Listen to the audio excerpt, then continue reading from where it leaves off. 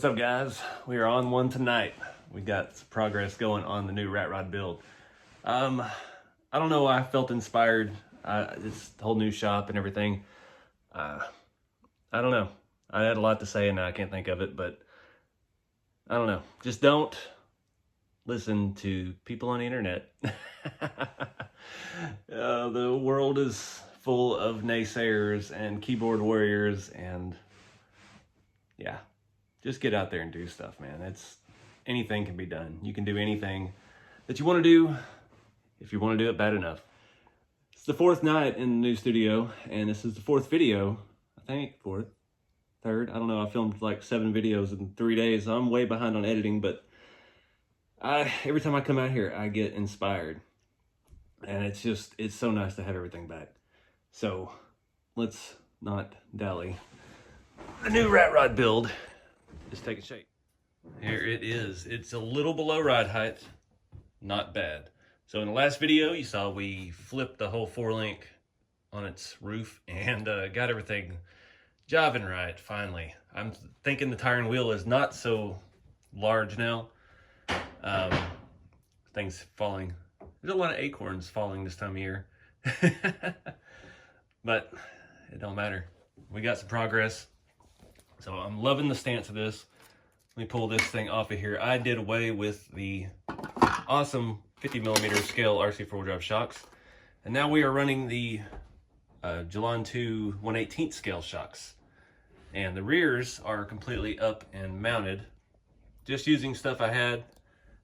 Just going through the spare parts bins. So yeah, let me fill you in on all that. All right, so up front, I had these shocks mounted behind the axle, in line with the radius arm, basically, like I typically do. It's really easy to do that, and it just wasn't, I don't know, those shocks are super nice and scaled, but they're still kind of big. And shout out to my buddy Wayne's RC World. He's been going crazy doing scale stuff lately. He's wiring loomed the whole engine bay. He's got a heater box and heater hoses, and it's kind of driven me to think a little more scale. That was the night that we did the body mounts a couple of videos ago, and got me thinking more realistic, just going more realistic. So those shocks, I couldn't sleep at night thinking about those other shocks because they're just too big. And these 1/18 scale shocks look like an actual shock would on a vehicle this size. So up front, this is like an Integy brand, to me a semi-truck axle, just kind of an off-brand, and it had a hole in the front. And it was like a 1.5 mil. It wasn't threaded or anything, and the back hole is M3. It's threaded for the rods or whatever shock mounts is what goes on the semi-trucks there. So I don't have a good tap and die set. I don't have anything metric. I don't have anything the right stuff size for RC hardware. I need to get one. But I figured all this RC stuff is made out of just, it's Chinesium. It's aluminum-ish. It's very malleable. So I got some, I think it's M2. I think it's M2 or 2. No, it's 2. It's M2. And yeah, I just drilled that out. I found the right size drill bit, ran that stuff through, started threading bolts through, in and out. And I broke one on one side, and miraculously I took everything apart, drilled it from the back, and the bolt threaded right in. It didn't mess up the threads somehow, magically. So the front shocks are mounted on the bottom. I've not decided yet what I want to do on the top. We're gonna have to get pretty extensive on the top shock mounts just because of where it is. This is roughly ride height. I've got this set. It's maybe 1/4 inch. We might need to go up just a hair. Go one more click of our jack stand. And that'll give us pretty close to 1/4 inch of suspension travel, which we don't need much. This is basically on road. And I think that's going to work out awesome. I have no idea for design on that yet. It kind of is going to maybe tie in with the grill. We got to figure out the body mounts before we get to the grill, because the grill's attached to the hood and engine, and there's a lot of things before we get there. But out back, it fit exactly what I was dreaming of, basically. I didn't want shocks outboard. I didn't want giant shocks angled. I didn't want them sticking up straight. I didn't want like Jalon 2 hoops or anything. I don't even know what those RC 4-wheel drive mounts were that I cut up and used for this. No clue. couldn't tell you. They were in my RC 4-wheel drive parts bin box, and yeah, that's what they were here for. So with the truss upside down on the bottom, I just drilled some holes, tapped it the same way I did the fronts, and forced some M2 hardware through, bolted the shocks on that way, put everything just above the chassis, just like a real chassis would be.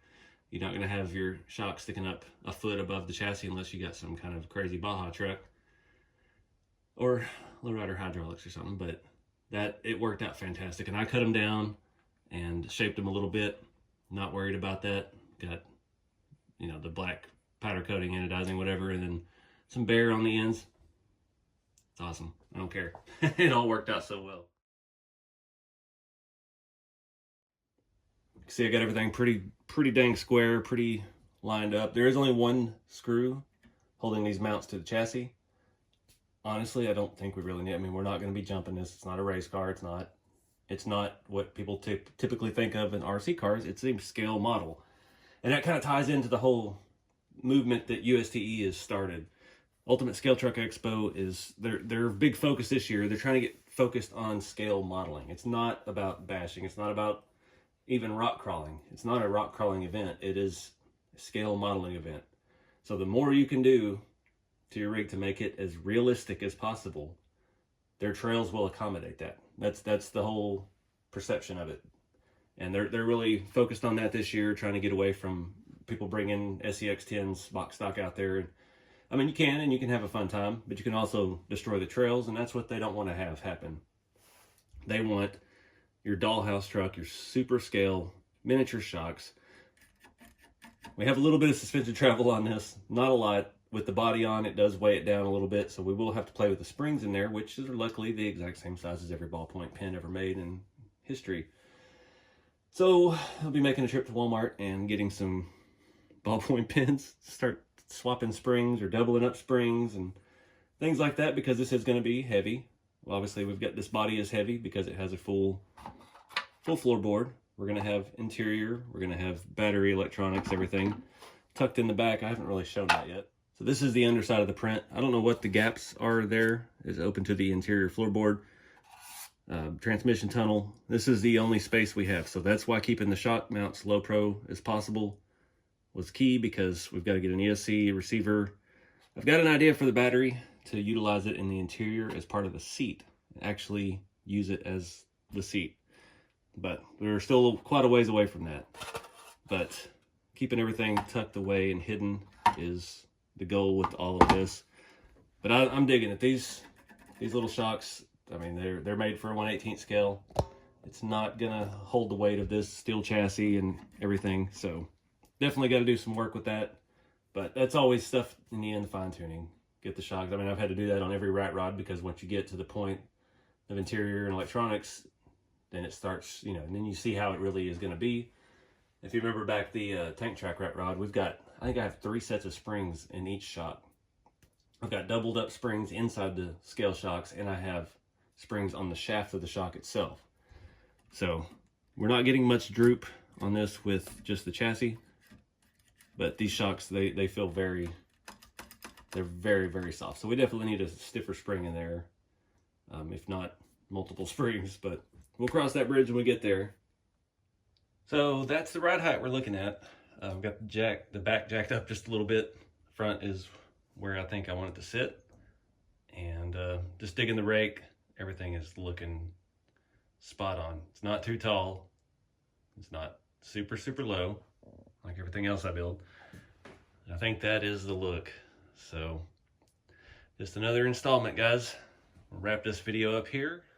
But until next time, get out there and do something with the hobby. Doesn't matter what it is. If you want to bash, go bash. If you want to crawl, you want to crawl. If you want to build scale rat rods, do it. Nothing's stopping you. Keep a scale, and I'll see y'all in the next video.